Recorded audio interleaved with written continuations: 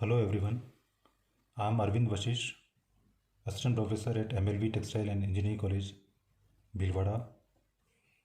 Today I am going to discuss theories of carding action.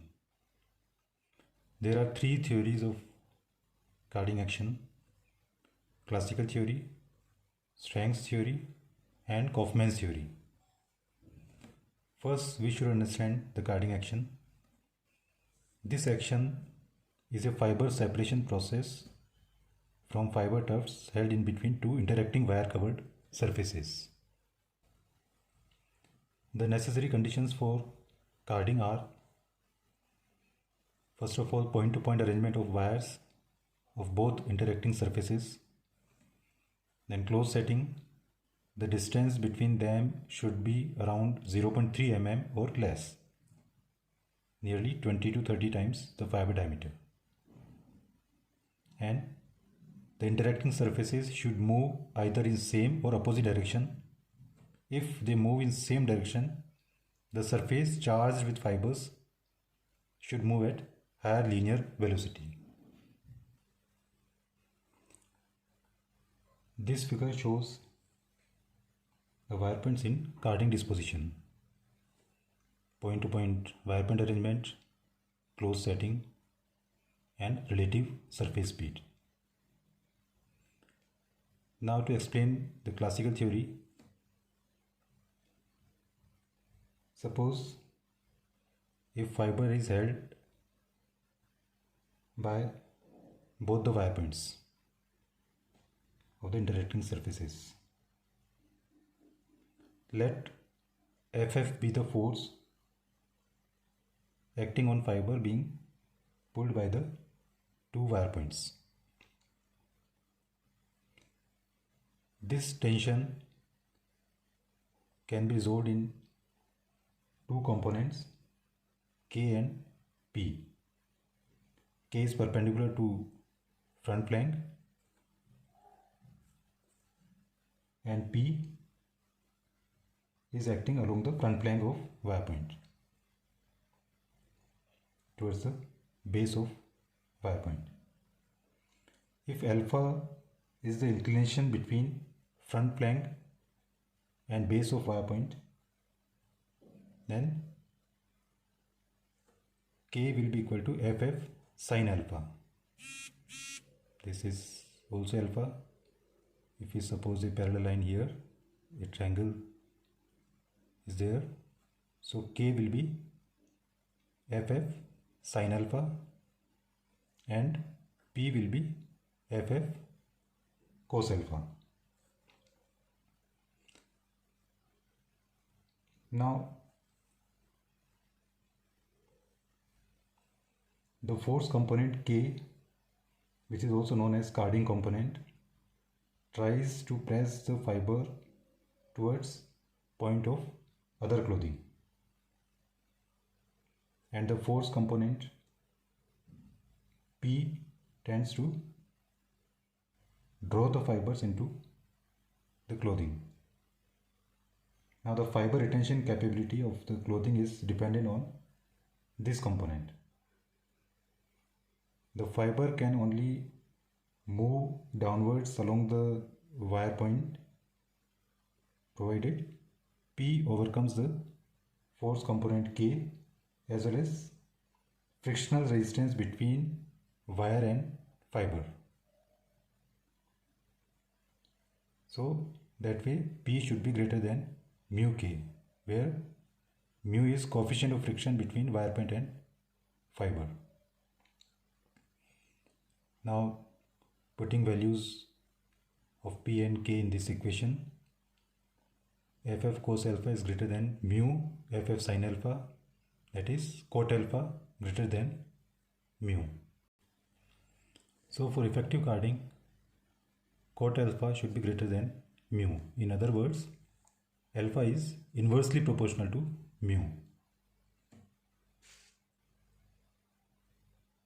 So from this equation, it is clear that when coefficient of friction between wire point and fiber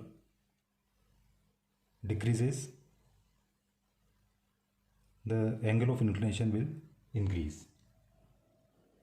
So in other words, classical theory explains that a fiber can be carded provided the inclination of via point is such that the sliding component of tension acting on fiber is strong enough to move the fiber down the wire towards its base, and this condition is fulfilled only when cot alpha is greater than mu. The classical theory does not take into account the centrifugal force and presence of air currents due to rotating elements which have significant influence over fiber tufts. Now, Strang's theory. This is based on Pendel's boundary layer theory. In a card, cylinder may be considered to be enclosed from all sides by flats, backplate, front plate, Likrin, Doffer and cylinder under casing, and rotates in a medium of still air. According to this theory, a series of concentric layers of air surrounds the cylinder and rotates along with it with different velocities. The velocity of air layer in contact with cylinder surface will be equal to the velocity of cylinder itself. VA is equal to VC. The velocities of successive layers of air will decrease as its distance from the cylinder surface increases until a layer close to base of flat wire point reaches where the velocity is 0.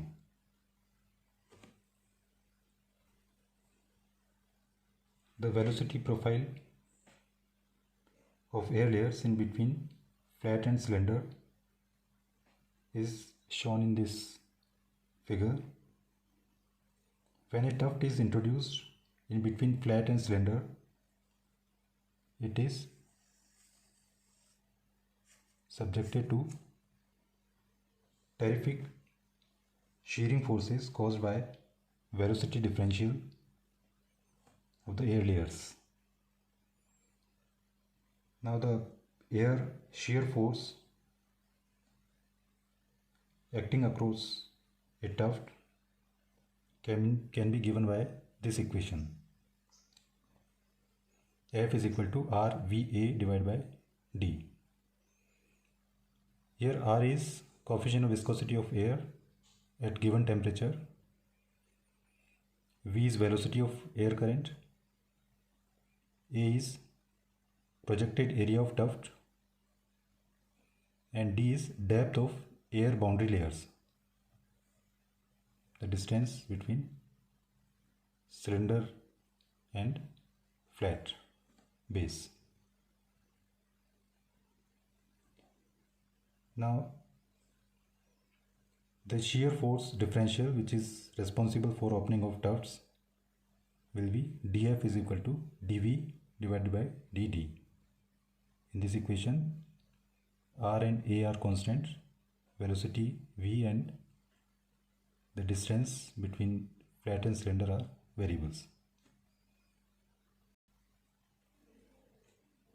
The velocity of air layers vary between 0 and linear velocity of cylinder Vc for whatever be the setting between flat and cylinder. Therefore, a low setting distance enhances the velocity differential of air currents across the tuft.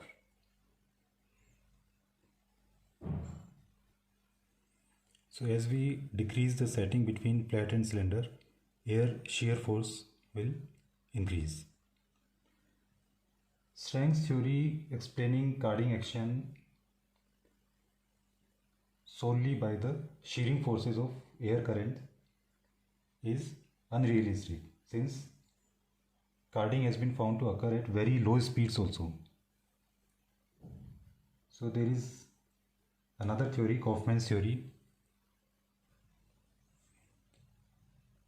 Tufts on cylinder surface approach the carding zone at very high speed and are introduced into a narrow gap between flat and cylinder, which is generally much less in dimension than the size of tufts. The resulting compression of the tuft forces the fibers into the wire points of both flat and cylinder. Since the flats are practically stationary, almost stationary as compared to fast moving cylinder, the loading factor of compression force against flat is greater than cylinder, which due to its movement presents a larger surface area for the same compression force. According to Kaufman's calculation, the compression force against cylinder acts on a 6 times larger surface as compared to flat surface. So that way the penetration of flat wire points will be more than the cylinder. Now this penetration into the tuft is immediately followed by shearing action of the tuft due to greater speed variation.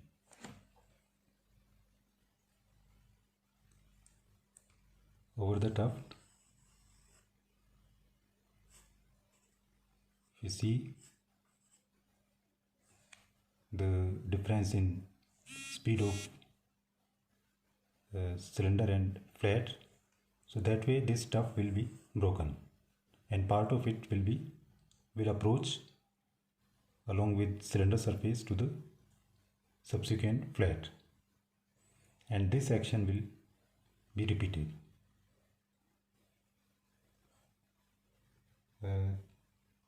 This will happen up to 5th or 6th flat.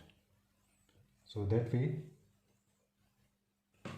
the separation of fiber is almost over by the time the tuft goes to 5th or 6th flat.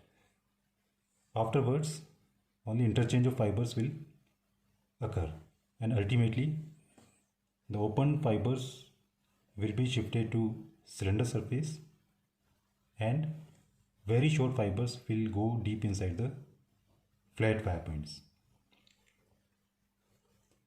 This theory also explains how the open fibers will be shifted to cylinder surface, and that is because of higher friction field between fibers and wire points of cylinder. Obviously the contact area of cylinder wire points is higher than flat wire points. This is mainly due to the higher surface speed of cylinder. The separated fibers drawn by cylinder wire point will remain on cylinder. Therefore the open fibers are transferred to the cylinder clothing. So this is all about the carding theories. In my next lecture I will cover the modern developments. So thank you very much.